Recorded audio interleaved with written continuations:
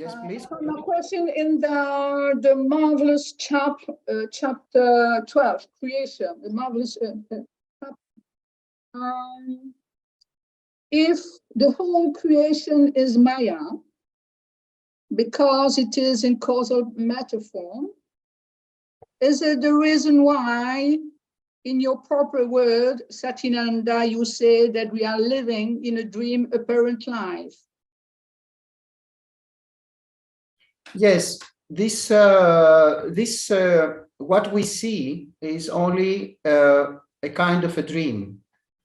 We can have experienceability, transactability, and utility in this big dream, such as we have in the dream in the night.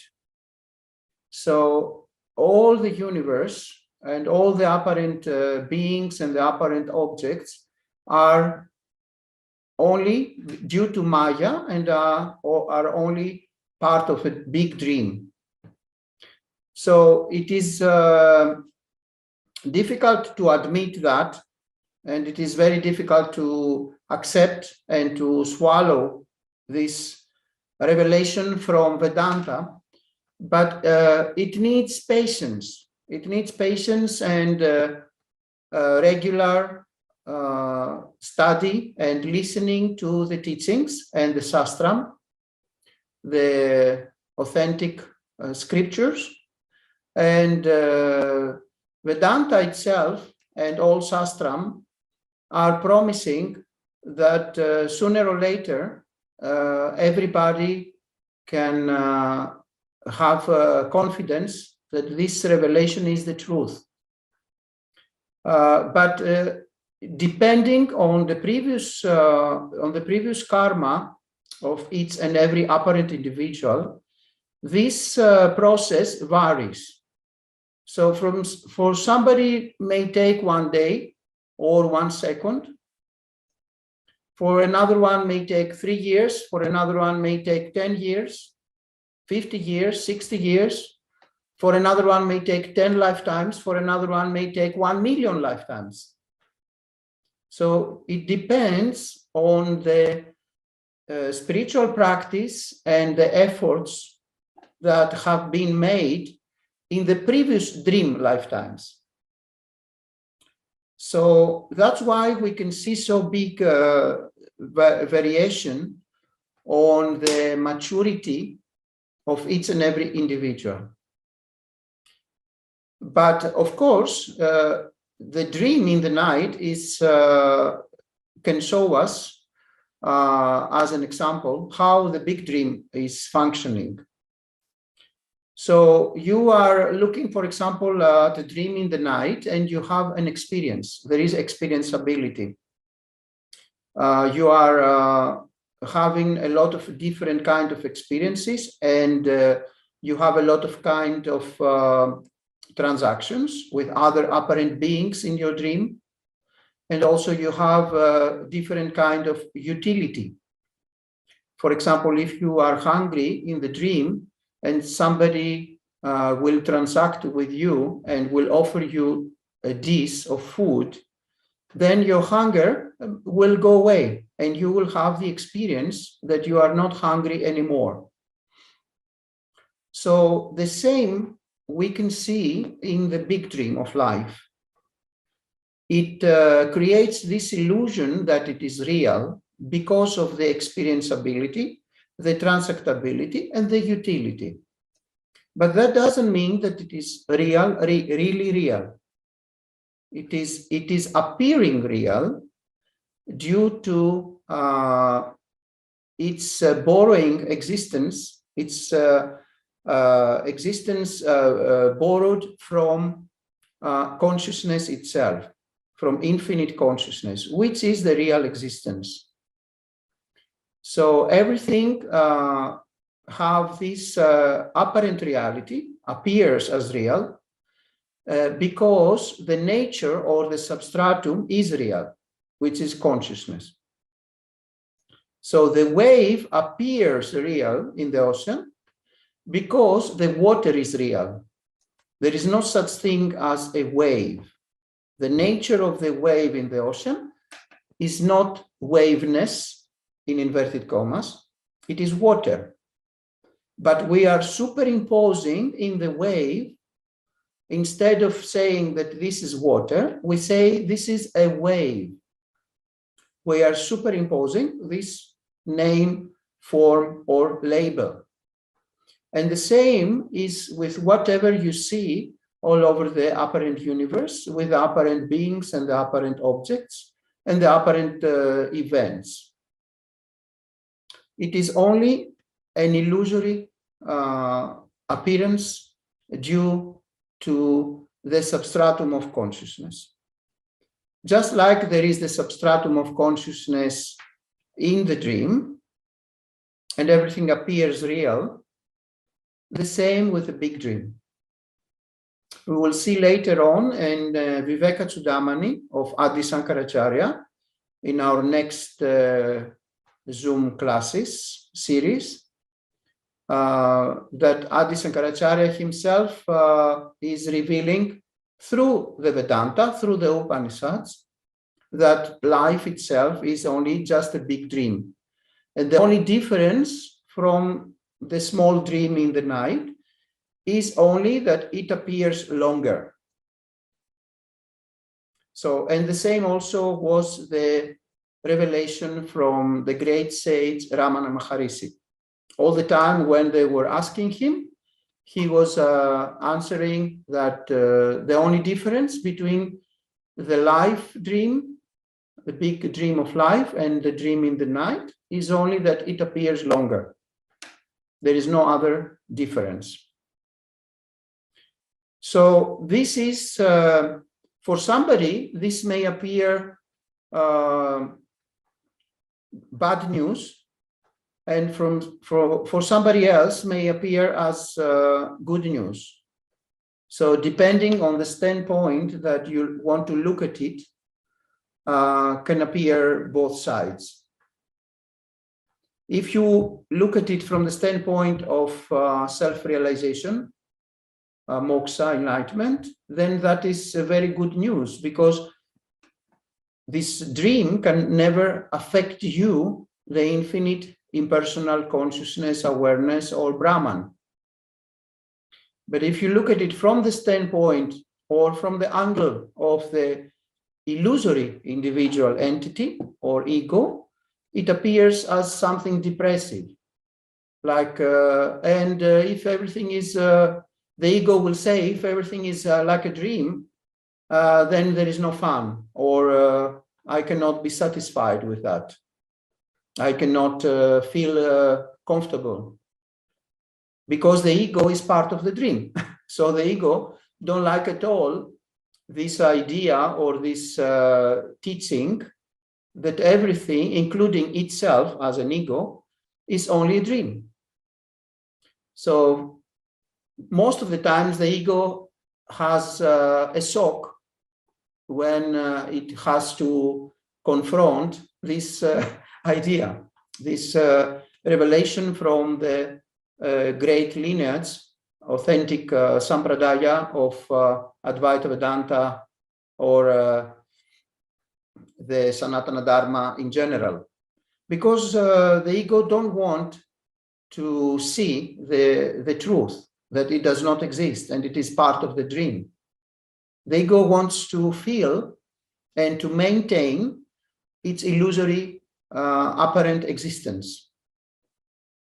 And that's why Advaita Vedanta, I repeat again and again, as you know, it is not for the masses. Advaita Vedanta is for maximum, maybe 10 apparent individuals per country, maximum. You will never see in Advaita Vedanta many people. It is impossible. Why? Because the masses want to maintain their sleep, their illusion, their delusion. They don't want to wake up, because that would mean that the ego wants to get suicide. And the ego, most of the times, is not ready for a suicide. It may come the wish for a suicide or the deconstruction of its illusory existence after a lot of lifetimes of pain and suffering due to exactly the same illusion and suffering of samsara. But in general, the ego don't want to awake. The ego don't want to see its non-existence, to admit. And that's why you should have patience. I know that it is difficult in the first place to accept that everything is just like a dream, and the only reality is the impersonal consciousness, awareness, Brahman. But just do baby steps, little by little, continue your study, continue your Sravanam, which means the listening and the study of the scriptures under a competent guru in an authentic sampradaya or guru parampara. Then do your mananam, which is to clarify all your questions and to solve all your doubts. And finally, to do nididhyasanam, continue to do nididhyasanam, which is the Vedantic meditation, whereupon you internalize all the teaching that you have received from the Guru and the authentic Guru Parampara. And sooner or later, that which is appearing now difficult to swallow, that everything, including you, is a dream, the apparent you, as an individual entity, sooner or later will become your own truth. It will not stay forever just an information that you have received from somebody or from Vedanta. And this is, of course, why we do this propagating of the teachings. For those who are ready and spiritually mature from millions of preparation of dream lifetimes, previous dream lifetimes, to see the truth and to attain what we call moksha, self-realization or enlightenment. So have patience, and you will see that little by little, everything will be clarified.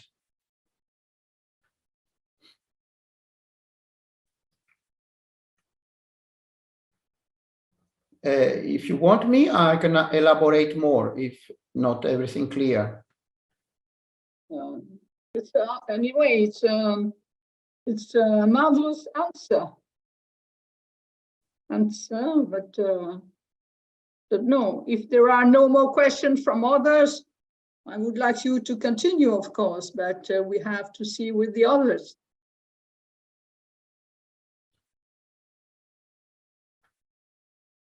Yes, you can continue. I see there is no... Rebecca wants to ask a question. Rebecca, okay.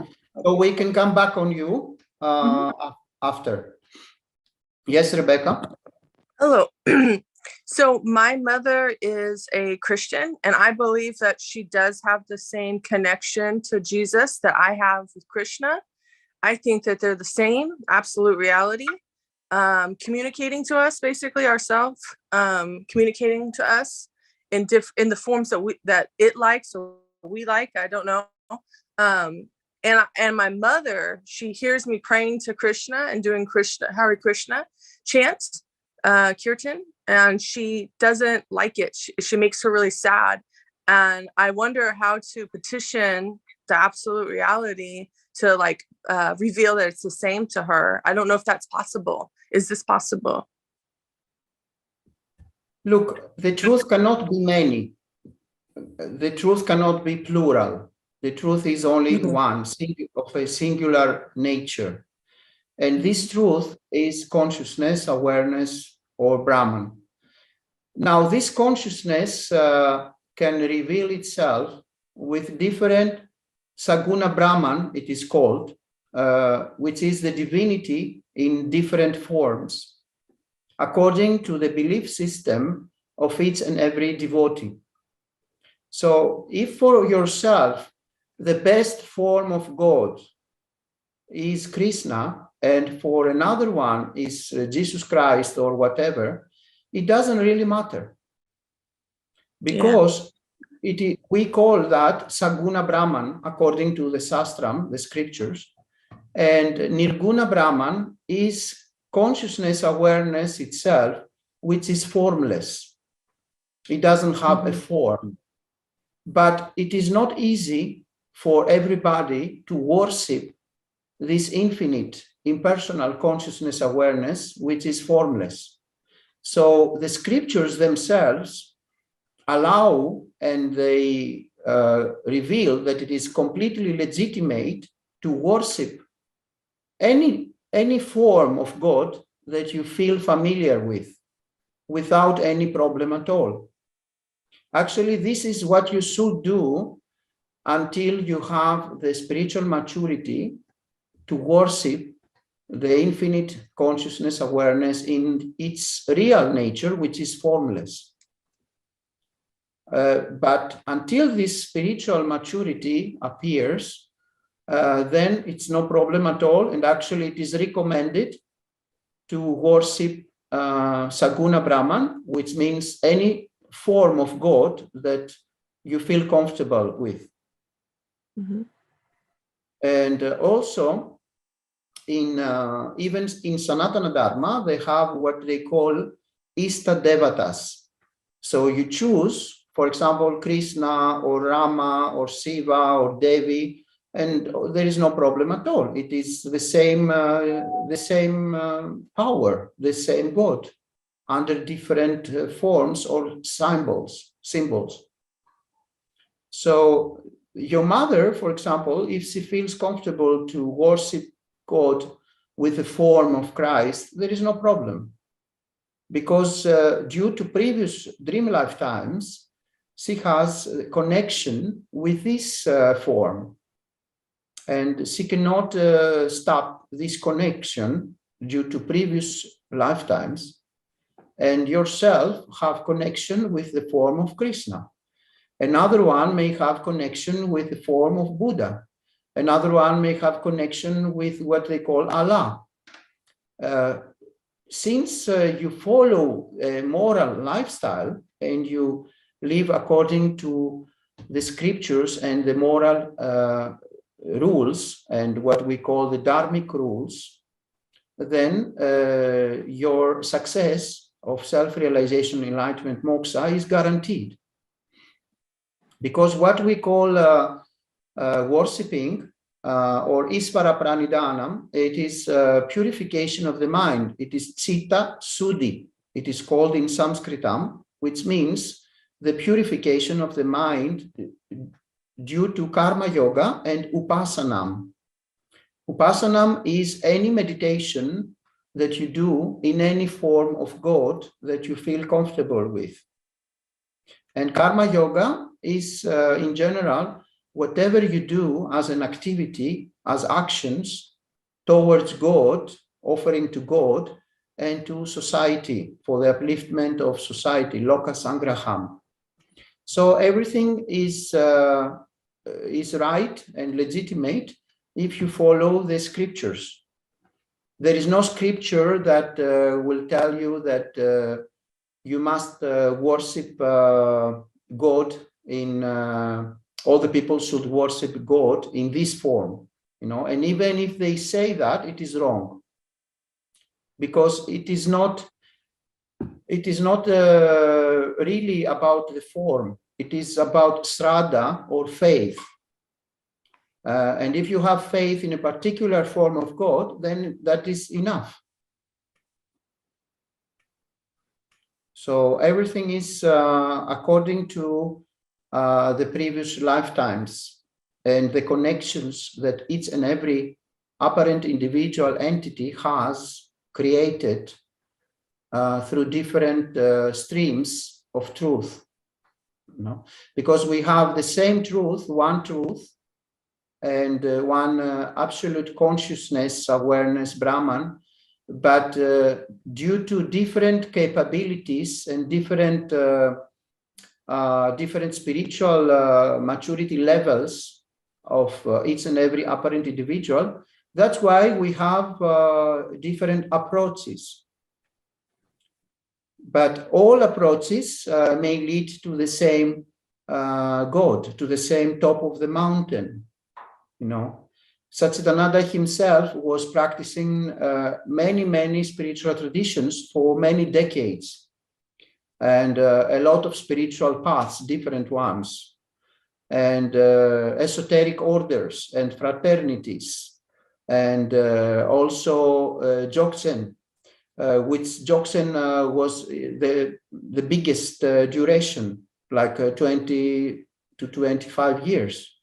And actually, when you see from the top of the mountain, the view is always the same. Whether you take another path or another path or another path, upon arriving in the top of the mountain, do you think that the view will be different? No, the view is always the same. So you may arrive in the top of the mountain through another path, and another one through another path. And when they will meet in the top of the mountain, they will see the same view. And then they may understand that all the wars and all the fighting and conflict was for nothing. And the truth is always the same. So yes, the basis is to live a spiritual lifestyle, a moral lifestyle according to the dharmic rules. And then the way you are worshiping God is not really important, the form that you are choosing.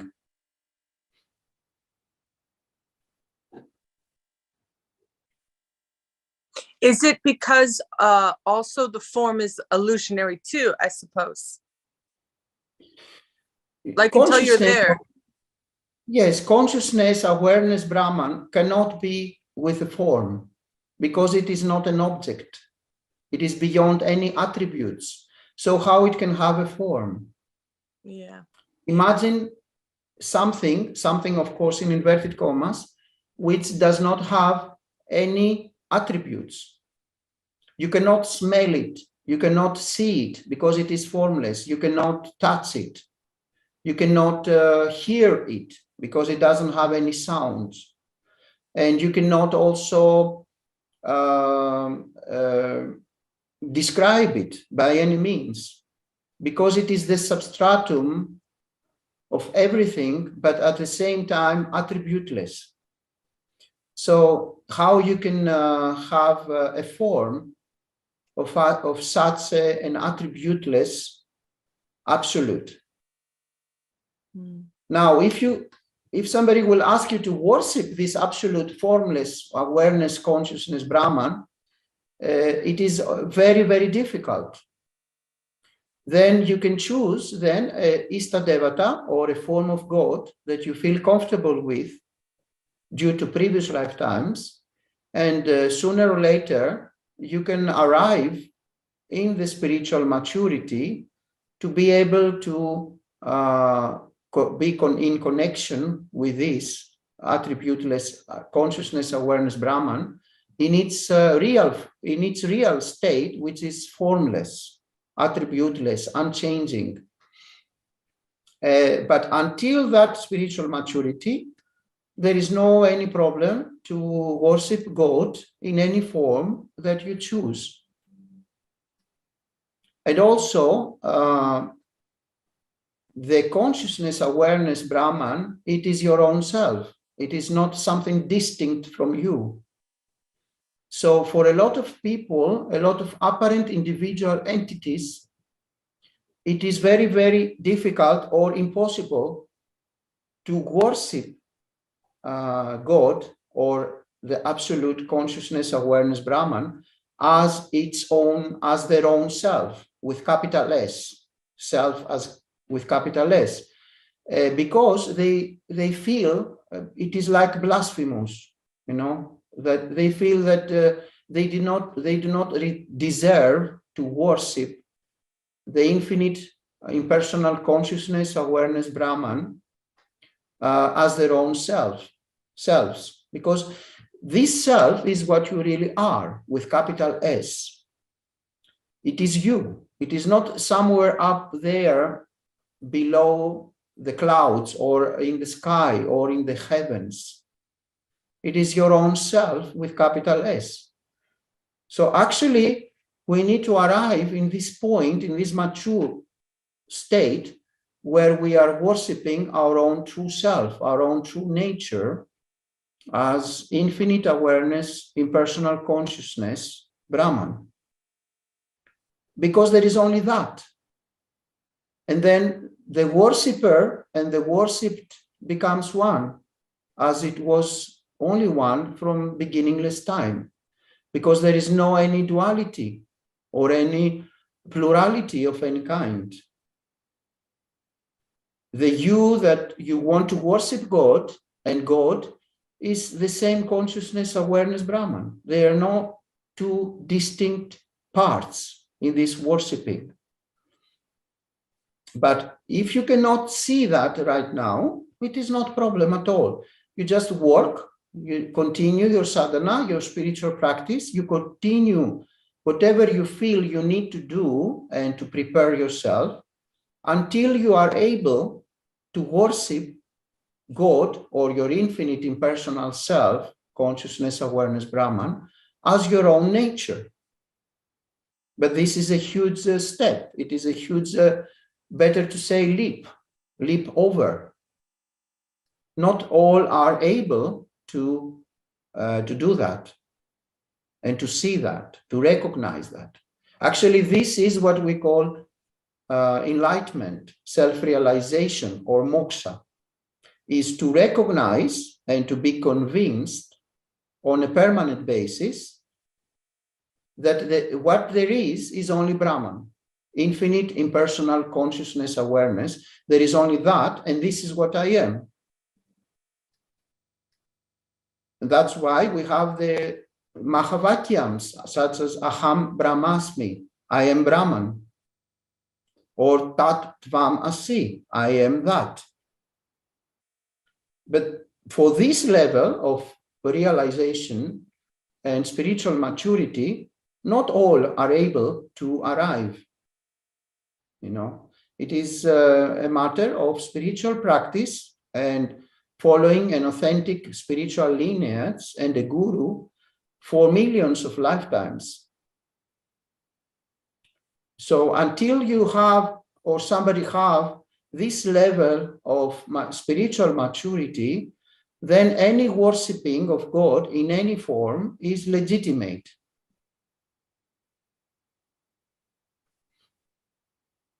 Thank you. Welcome.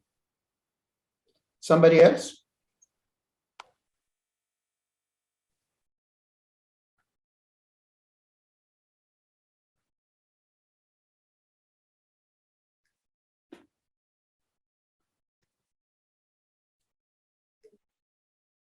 Hi.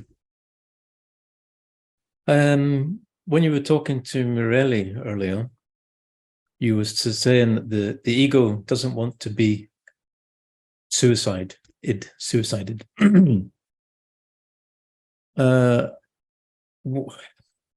can we convince the ego that? How can we make it an attractive proposition for the ego to suicide itself? Because the ego just keeps saying like, oh no, it's just, things are going to get worse if you attain self-realization. Your life's going to be boring.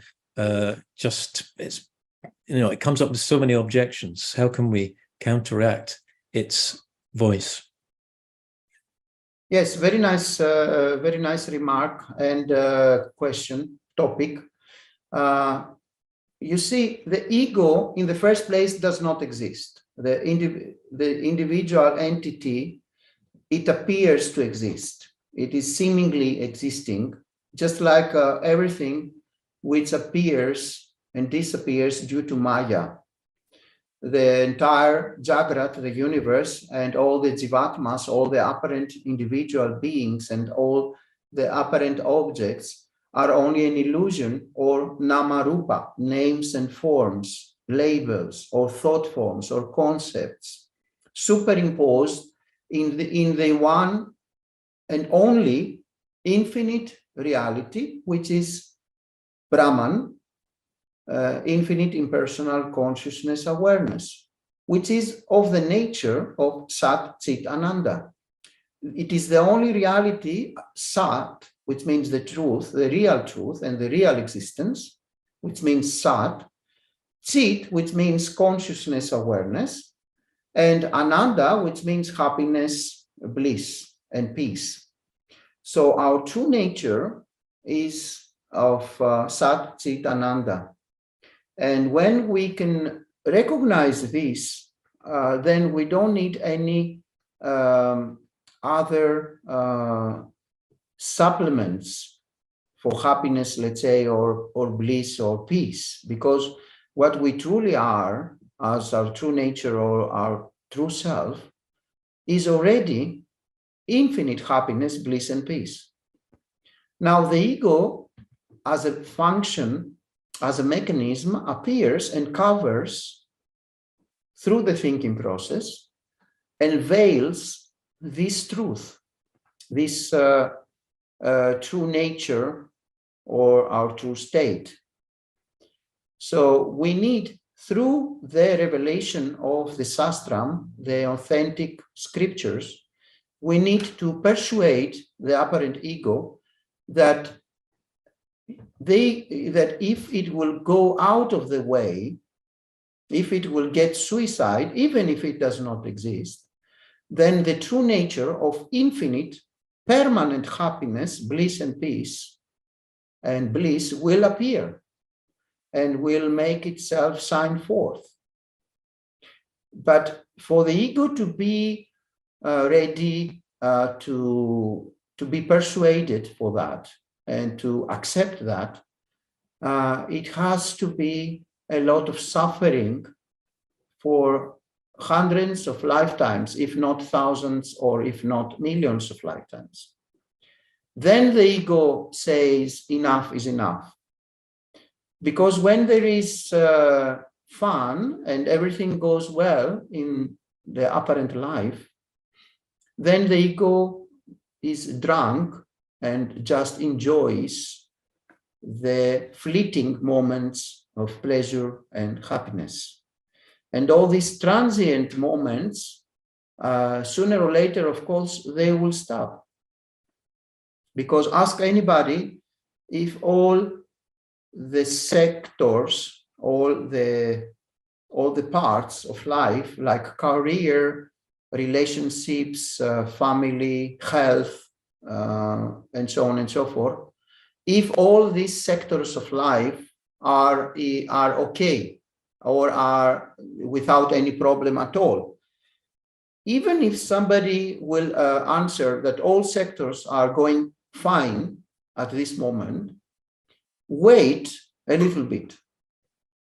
And then you will recognize that minimum one sector, either the family sector or the relationship sector or the job sector and career or the health sector, will be a disaster sooner or later. So the ego usually is willing to listen to the teachings in this moment, when there is a lot of suffering, a lot of pain, and a lot of troubles. That's why also Ramana Maharishi, the great sage, used to say that suffering is the way to God. And we can also say it in a different way, the way to self-realization. Why? Because due to suffering and pain, then we have the appearance of questions, like why to me? Why this pain? Why this suffering? And then gradually, who am I? Why I need to experience this pain? Why I'm here in this planet? What I need to do? And where is my destination? And where I come from? And so on and so forth. All these existential questions. When there is fun and everything goes well, and everything is beautiful in all sectors of one's life, then these questions usually do not appear, because the ego, the separate individual entity, is in a big dream, in a big sleep.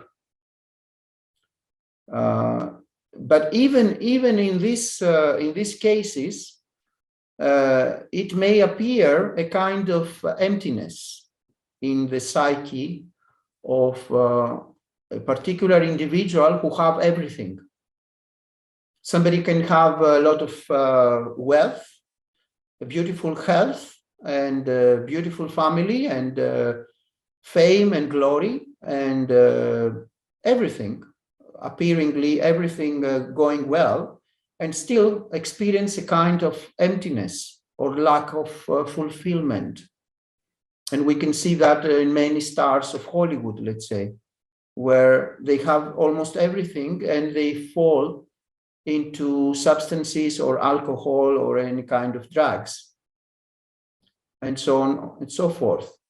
But yes, the ego does not exist, but at the same time, it is a function, a mechanism, which needs to experience a lot of suffering in order to admit and to be persuaded that it does not exist really. And also, the ego has a function which is legitimate. Imagine the ego to be completely disappear in somebody who is not ready, and then he will not be able to function in this dream apparent reality. So imagine to go to the bank and say, hello, I'm infinite consciousness, impersonal consciousness, I want my money. Or what will happen with your wife or husband, or with your daughters, or with your sons, your friends, if suddenly you make the ego to disappear? It will not be possible to transact in this dream apparent reality. So the ego is only a function and a mechanism which is legitimate when it is only a servant, and when we can use this servant as a means to self-realization, enlightenment, moksha. So yes, we can add also that the profound truth and the revelation from the sastram, the authentic scriptures, is that the ego, first of all, does not exist, and secondly, the best way to deal with this mechanism, with this function, is the pramanam of scriptures, the teaching, the revelation from the scriptures, through the guidance of a competent guru and an authentic sampradaya or guru parampara.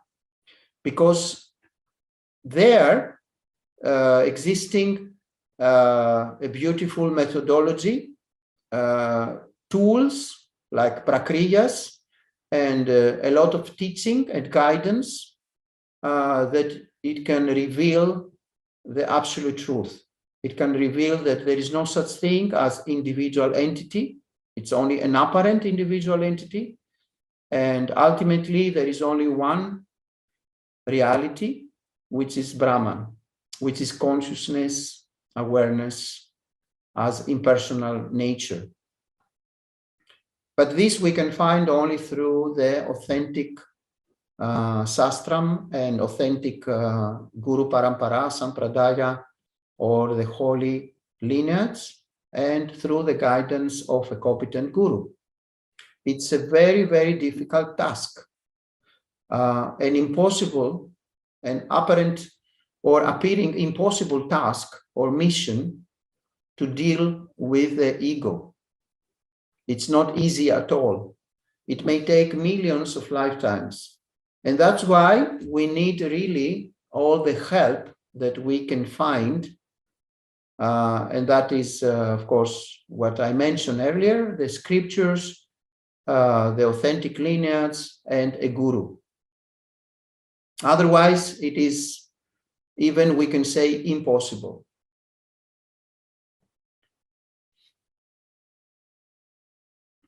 And also, from time to time, there is this experience of Brahmananda, which is the joy and the bliss of self-knowledge. So by pursuing the self-knowledge, jnana yoga, moksha, enlightenment, self-realization, through the guidance of a guru and an authentic spiritual lineage, then we will experience from time to time this bliss, this beautiful happiness and peace due to tasting the self-knowledge, tasting what we really are, the beingness which is unlimited and unbounded. And this will give us more courage and more power to continue this path to the complete dissolution of this mechanism, of this function. It's only a function, only a mechanism. There is no such thing as an individual entity or an ego or a person or any individual being. What there is only beingness, impersonal beingness, appearing as all these different kinds of forms and names and labels. Just like us, there are no waves in the ocean, but there is only water. We may say that these are waves, but in reality, the nature of the waves is only water. There are no waves in reality. There is only this label, nama, rupa, names and forms. So the ego is also an apparent individual entity, and it is a bundle of thoughts, a bundle of memories, a bundle of vasanas and sankalpas and vrittis, different thought forms all together is consisting what appears as an ego. But the good news is that it does not exist really, and it is a function, a mechanism which is legitimate for practical life, apparent in this apparent dream reality. And with the help of the sastram, the guru, and the guru parampara, we can really make the ego to not to disturb anymore, not to veil our true nature as infinite awareness, consciousness, Brahman.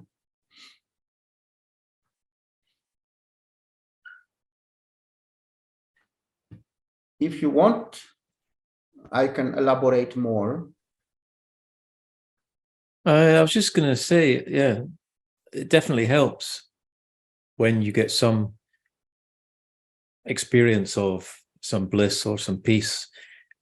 And it's so important to have to dip your toe in the water and get some experience as a carrot, if you like. Also, I was thinking about as you get older and you realize that the suffering isn't going to end at any point, and your life's getting shorter. And it's not like naturally suffering will stop. It's probably going to get worse because, well, mentally maybe you might get better, but physically suffering is going to get worse and worse and worse. So these two things are give you stronger impetus. The fact that you might get some taste of the teachings, and also the time's running out, and suffering's not going to stop. Mm-hmm. Really, the problem is that samsara will not stop. And what is samsara is this infinite struggling, non-stop struggling for accumulation of things, worldly things, or for fleeting pleasures of life, the struggling to pursue. But sooner or later, anybody can realize that all these pleasures are impermanent, and all these fleeting experiences of pleasure also are accompanied with a lot of struggle and a lot of suffering. So you have a desire and then you struggle to pursue and to satisfy this desire. And then when you have satisfied this desire, new desires appearing. And then the ego never stops to ask for more and more and more. You can see a lot of examples, like the billionaires of this planet, for example, like Bill Gates, for example. He is not satisfied and he is still struggling. He's not satisfied with his wealth. He's even sacrificing the planet for his wealth, sacrificing people, and many, many other examples, you know. So the ego will never be satisfied. The ego will never be calm for a big period of time. Because all pleasures, all worldly pleasures are impermanent. Nothing can be permanent in the world, in samsara. The only permanent happiness, bliss, and peace lies in our true nature. As Satchitananda, this is our true nature, but it is veiled through the thinking process. It is veiled by believing that you are a limited being, called a human being. And as soon as somebody is getting old, then the old years, the sicknesses and the accidents and the loss of beloved persons from your life, then all this can trigger what we call the search for self-knowledge. And this is the only solution. Self-knowledge is the only way for moksha, self-realization, enlightenment. There is no other way, according to Advaita Vedanta, Upanishads, and all the great sages. The reason for suffering, the reason for pain, the root cause of all problems is lack of self-knowledge, ignorance, darkness, avidya. And that's why we are searching for Brahma Vidya, for self-knowledge, jnana yoga, because this is the only solution. How you can deal with ignorance? With knowledge. Even in the practical things, if you want to learn a foreign language and you are ignorant, let's say, of the German language or Chinese language, you need to have knowledge of one of these languages. You go to a master or a teacher who can teach you this knowledge, and then you stop being ignorant of the German language or the Chinese language. You need a teacher, and you want to stop to be ignorant, you know. And all this is the root cause of suffering and pain and miserable lifestyle. The belief system, the false misconception that what I am is a part of this apparent universe as a human being. And that's why I will always struggle for peace, security, happiness, bliss, and so on and so forth. But nothing can be found of this on a permanent basis when you have this false misconception that you are an individual being. It is impossible. The only solution is self-knowledge. This will resolve and will delete all problems and will bring our true nature to shine forth.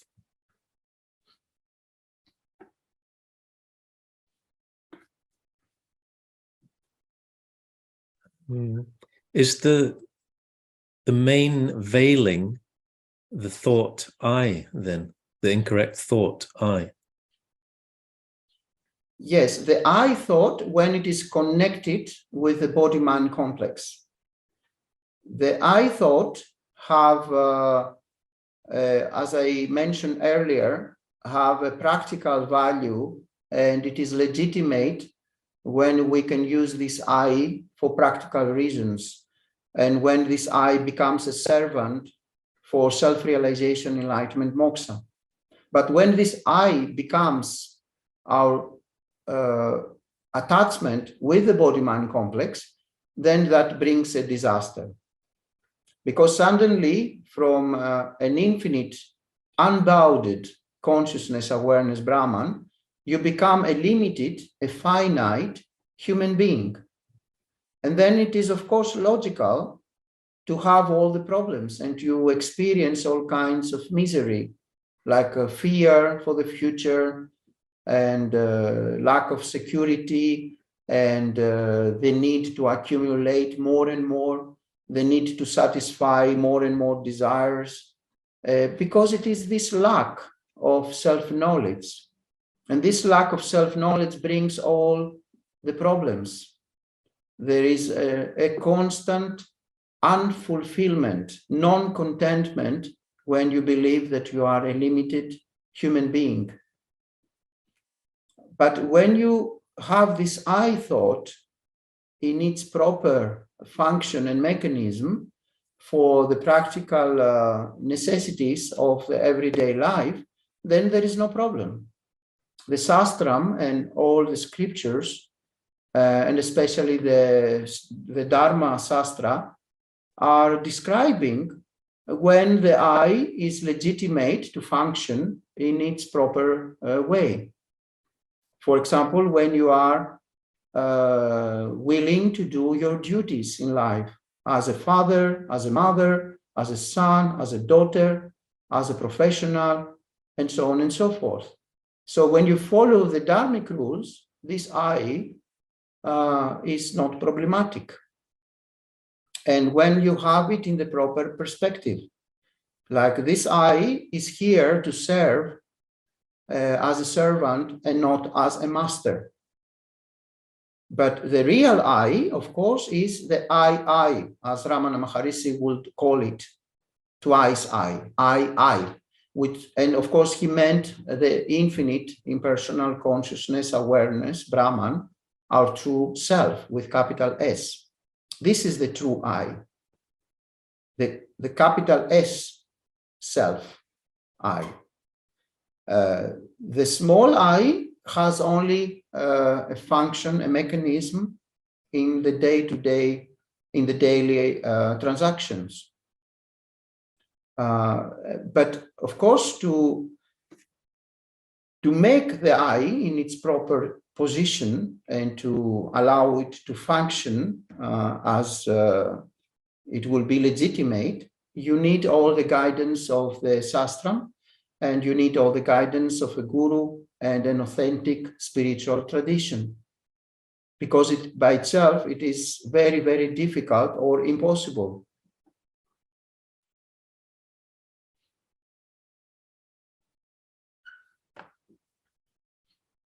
We haven't got much time left. Just got a few minutes. Somebody else wants to say something before we close for tonight?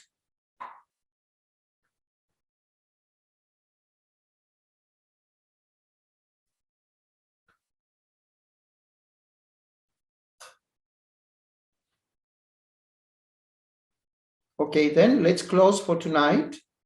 And please study as much as you can and bring your questions in our next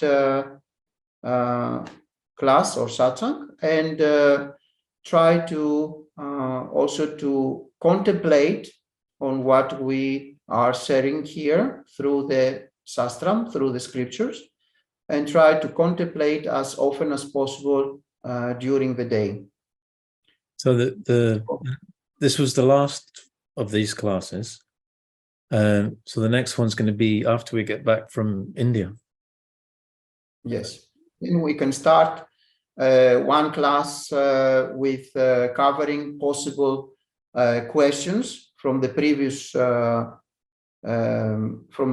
text, and then from the second class we can move to the Vivekacudamani, And if somebody wants to start preparing himself or herself, can start study also Vivekacudamani, the 108 verses that my guru Swami Paramarthananda had prepared through the Avinasis platform.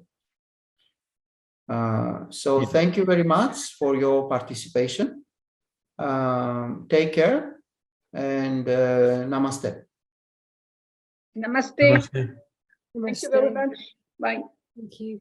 See you later. I'll email everybody all the information for the upcoming classes. So Okay. Thank you. see you soon. Bye.